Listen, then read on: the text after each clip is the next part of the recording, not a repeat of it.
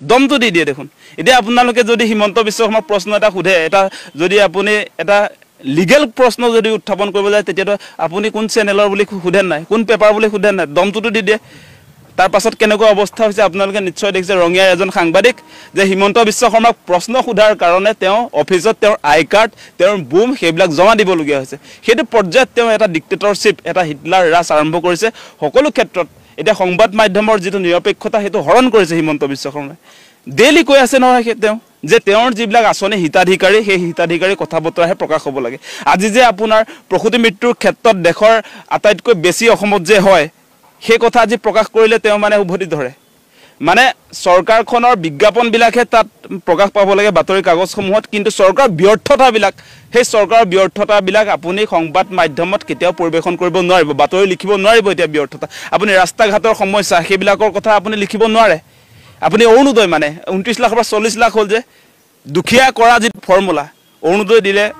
অসম আগুৱাই যাব নেকি অৰুণোদয় যে দি আছে অৰুণোদয় দিয়াৰ পাছত দেখিছে নাই প্ৰতি বছৰে অসমৰ যেটো আপোনাৰ ৰেংক জনমূৰিয়াৰ ক্ষেত্ৰতে হওক বা যিকোনো ক্ষেত্ৰত আপোনালোকে নিশ্চয় দেখিছে আমাৰ অৱনতি ঘটিছে এতিয়া 22 নম্বৰ স্থান মানত আছে অসম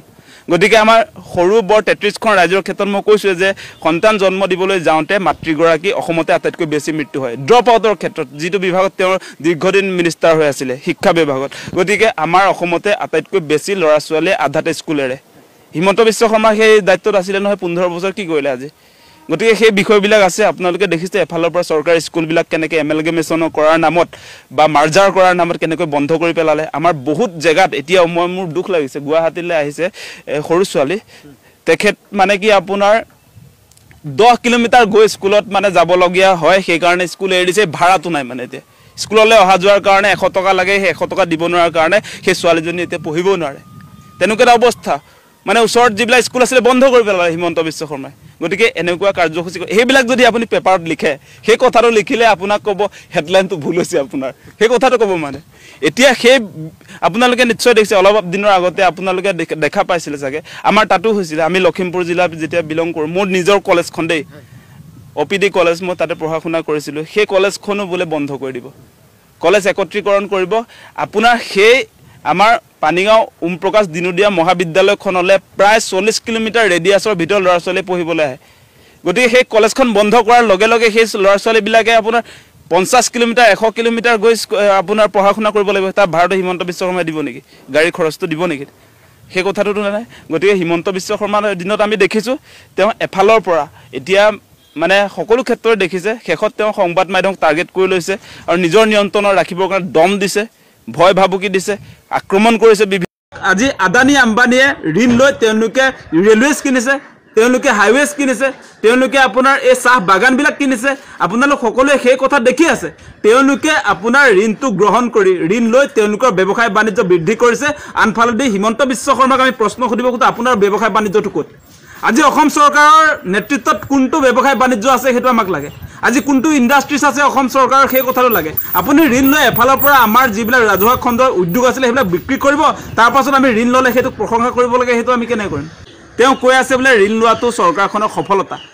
কিন্তু সেই একেজন হিমন্ত বিশ্ব শৰ্মাই 2016 চনত পূৰ্বৰ চৰকাৰে গ্ৰহণ কৰা ঋণক লৈ সাংঘাতিক ধৰণে সমালোচনা কৰিছিলে আৰু সেই ঋণক লৈ আচলতে তেওঁ সেই কংগ্ৰেছ চৰকাৰখন বিফলতাৰ কাৰণ বুলি কৈছিলে আজি হিমন্ত বিশ্ব শৰ্মাই ঋণ ল'লে সফলতাৰ কাৰণ আৰু বেলেগ চৰকাৰে যেতিয়া ঋণ ল'ব বেলেগ মুখ্যমন্ত্ৰীয়ে যেতিয়া ঋণ ল'ব তেতিয়া হৈছে সফলতাৰ কাৰণ আৰু আপোনালোকে নিশ্চয় জানে যে স্বাধীনতাৰ পাছত 2016 চনলৈকে 69টা বছৰত 41,964 কোটি টকা ধাৰ আছিলে ঋণ লোৱা হৈছিলে পূৰ্বৰ চৰকাৰসমূহে তাৰ পাছত হিমন্ত বিশ্ব শৰ্মা আৰু সৰ্বানন্দ সোণোৱাল এই দুইজন মুখ্যমন্ত্ৰীৰ দিনত 8টা বছৰত বিজেপি চৰকাৰৰ দিনত 1,08,936 কোটি টকা ইতিমধ্যে ঋণ লোৱা হৈছে আৰু আপোনালোকে নিশ্চয় জানে যে হিমন্ত বিশ্ব শৰ্মাইটো আসলে ঋণ লৈ তেওঁ বিশ্ব অভিলেখে গঢ়িছে তেওঁৰ এই 3টা বছৰত কেৱল 3টা বছৰত হিমন্ত বিশ্ব শৰ্মাই 61,191 কোটি টকা আজিৰ দিনটোলৈকে তেওঁ ঋণ ল'লে কেৱল 3টা বছৰত তাৰ পূৰ্বে আপোনাৰ সৰ্বানন্দ সোণোৱালৰ 5টা বছৰত তেওঁ ঋণ লৈছিলে 47,745 কোটি টকা আৰু হিমন্ত বিশ্ব শৰ্মাই 3টা বছৰত 61,191 কোটি টকা সৰ্বমুঠ বিজেপি চৰকাৰৰ দিনত 8টা বছৰত 1,08,936 কোটি টকা তেওঁলোকে ঋণ ল'লে আৰু এই চৰকাৰখনে ঋণ লোৱাক লৈ পূৰ্বৰ চৰকাৰ কঠোৰ সমালোচনা কৰিছে আৰু এতিয়া যদি তেওঁলোকক কোনোবাই সমালোচনা কৰে আজি যদি হিমন্ত বিশ্ব শৰ্মাক সমালোচনা কৰিবলৈ যায় তেতিয়াহ'লে সেই মানুহবিলাকে নাজানি সমালোচনা কৰিছে বুলি কয় সেই একেজন মানুহে কিন্তু 2016 চনত সাংঘাতিক ধৰণে পূৰ্বৰ চৰকাৰৰ বিৰুদ্ধে কঠোৰ হৈছিল গতিকে এই মুহূৰ্তত এটা কথা তেওঁ আকৌ দোহাৰিছে যে আজি ব্যৱসায়ীবিলাকে ঋণ লৈ বোলে ব্যৱসায় বাণিজ্য বৃদ্ধি কৰিছে আদানী আম্বানীৰ কথা তেওঁ উল্লেখ কৰিছে আমিও দেখিছোঁ যে আদানী আম্বানীয়ে ঋণ লৈ তেওঁলোকে প্ৰডাকশ্যনৰ কামত সেই ঋণ লোৱা টকা খৰচ কৰিছে আজি আপোনালোকে দেখিছে আদানীয়ে ঋণ লৈ লোকপ্ৰিয় গোপীনাথ বৰদলৈ কিনিছে আজি হিমন্ত বিশ্ব শৰ্মাই ঋণ লৈ লোকপ্ৰিয় গোপীনাথ বৰদলৈ যিটো বিমানবন্দৰ সেইটো বিক্ৰী কৰিছে তাৰ তম্যটো সেইটোৱেই আজি হিমন্ত বিশ্ব শৰ্মাই ঋণ লৈ আপোনাৰ অৰুণোদয় দিছে নিযুত মাইনা দিছে আজি লাখপতি বাইদেউ দিছে আনফালেদি আপোনালোকে চাওক আজি আদানী আম্বানীয়ে ঋণ লৈ তেওঁলোকে ৰেলৱেজ কিনিছে তেওঁলোকে হাইৱেজ কিনিছে তেওঁলোকে আপোনাৰ এই চাহ বাগানবিলাক কিনিছে আপোনালোক সকলোৱে সেই কথা দেখি আছে তেওঁলোকে আপোনাৰ ঋণটো গ্ৰহণ কৰি ঋণ লৈ তেওঁলোকৰ ব্যৱসায় বাণিজ্য বৃদ্ধি কৰিছে আনফালেদি হিমন্ত বিশ্ব শৰ্মাক আমি প্ৰশ্ন সুধিব খোজো আপোনাৰ ব্যৱসায় বাণিজ্যটো ক'ত আজি অসম চৰকাৰৰ নেতৃত্বত কোনটো ব্যৱসায় বাণিজ্য আছে সেইটো আমাক লাগে আজি কোনটো ইণ্ডাষ্ট্ৰিজ আছে অসম চৰকাৰৰ সেই কথাটো লাগে আপুনি ঋণ লৈ এফালৰ পৰা আমাৰ যিবিলাক ৰাজহুৱা খণ্ডৰ উদ্যোগ আছিলে সেইবিলাক বিক্ৰী কৰিব তাৰ পাছত আমি ঋণ ল'লে সেইটো প্ৰশংসা কৰিব লাগে সেইটো আমি কেনে কৰিম সেইটো আমি কোনো কাৰণতে কৰিব নোৱাৰো গতিকে আপুনি অসমৰ মুখ্যমন্ত্ৰী সেই কথাটো আপুনি মনত ৰাখক আপুনি আদানী আম্বানী নহয় আপুনি আদানী আম্বানী বুলি নিজকে ভাবিছে এই মুহূৰ্তত আমি দেখিছোঁ যে আপোনাৰ উন্নতি হৈছে আজি মুখ্যমন্ত্ৰী হিমন্ত বিশ্ব শৰ্মাৰ উন্নতি হৈছে তেওঁৰ পত্নীৰ উন্নতি হৈছে তেওঁৰ পুতেকৰ উন্নতি হৈছে আজি 18 বছৰত আপোনাৰ 20টাকে কোম্পানীৰ মালিক আজি হিমন্ত বিশ্ব শৰ্মাৰ পুতেকহে হৈছে আজি আপোনাৰ ৰিণিকী ভূঞা শৰ্মা সেই মানুহগৰাকীহে ধনী হৈছে তেওঁ নীতা আম্বানী বুলি ভাবিছে নিজকে আপোনাৰ অসমত গতিকে এই মুহূৰ্তত আপোনালোকে চাওক এই বিজেপিৰ দিনত ৰাইজৰ কোনো ধৰণৰ কল্যাণ হোৱা নাই ধনী হৈছে যদি বিজেপিৰ মন্ত্ৰী বিধায়কবিলাক হৈছে আপোনালোকে দেখিছে তেওঁলোকৰ যদি আপোনালোকে চাই তেওঁলোকৰ সম্পত্তিৰ তালিকাবিলাক যদি প্ৰকাশ কৰে তেতিয়া দেখিবলৈ পাই যায় গতিকে এই মুহূৰ্তত অতি স্পষ্ট যে ঋণ লৈ আপুনি যি ধৰণে নিজকে প্ৰশংসা কৰিবলৈ কৈছে কোনো বিবেকবান মানুহে ঋণ লোৱা এই চৰকাৰখনক কোনো যুক্তিতে আসলে প্ৰশংসা কৰিব নোৱাৰে সেইটো স্পষ্ট কথা আৰু এটা কথা আপোনালোকে নিশ্চয় জানে যে তেওঁ অহা বছৰত পাঞ্জাবৰ সমপৰ্যায়ৰ তেওঁ আসলে জিডিপি কৰিম বুলি কৈছে আৰু আপোনালোকে জানে যে পাঞ্জাব চৰকাৰে যি ঋণ লয় সেই ঋণ আপোনাৰ ঋণ গ্ৰহণ কৰি তেওঁলোকে প্ৰডাকশ্যনৰ কামত খটায় আজি আপোনালোকে নিশ্চয় জানে পাঞ্জাবে আপোনাৰ প্ৰতি বছৰে 13,000 কোটিতকৈ অধিক ধন আসলে তেওঁলোকে খেতি পথাৰত লগায় আজি হিমন্ত বিশ্ব শৰ্মাই খেতি পথাৰত কিমান টকা খৰচ কৰে আজি অসমটোতো আপোনাৰ পাঞ্জাবতকৈ ডাঙৰ ৰাজ্য ক'বলৈ গ'লে আজি পাঞ্জাবে আপোনাৰ গোটেই ভাৰতক চাউল যোগান ধৰে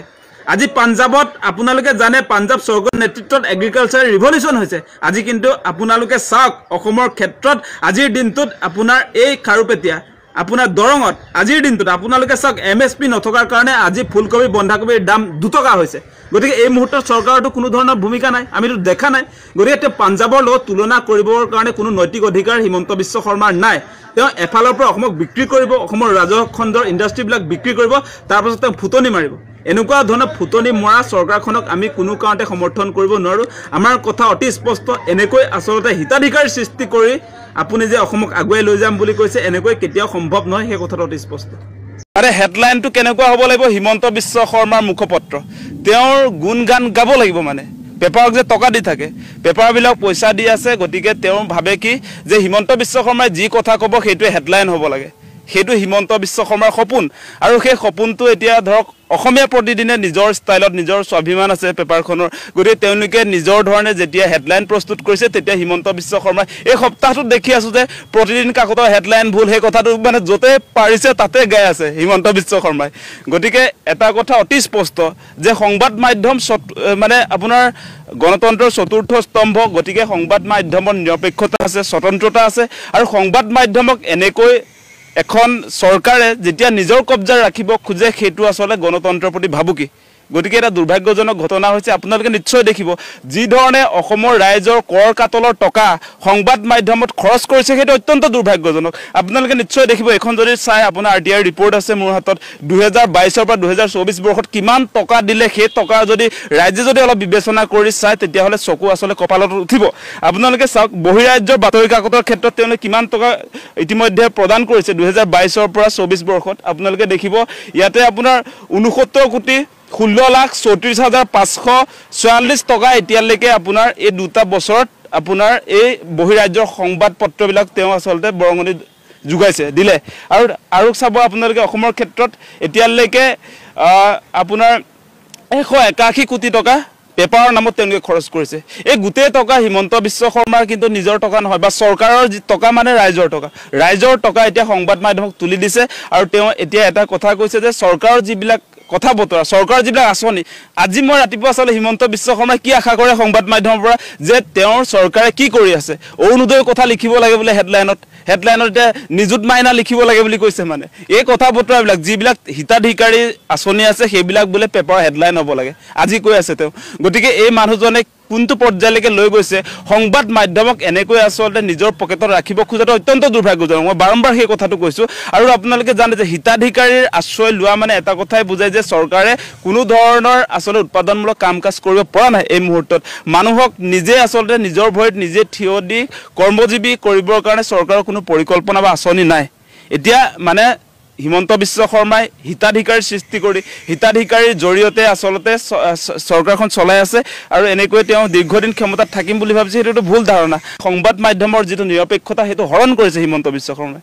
ডেইলি কৈ আছে নহয় তেওঁ যে তেওঁৰ যিবিলাক আঁচনি হিতাধিকাৰী সেই হিতাধিকাৰী কথা বতৰাহে প্ৰকাশ হ'ব লাগে আজি যে আপোনাৰ প্ৰসূতি মৃত্যুৰ ক্ষেত্ৰত দেশৰ আটাইতকৈ বেছি অসমত যে হয়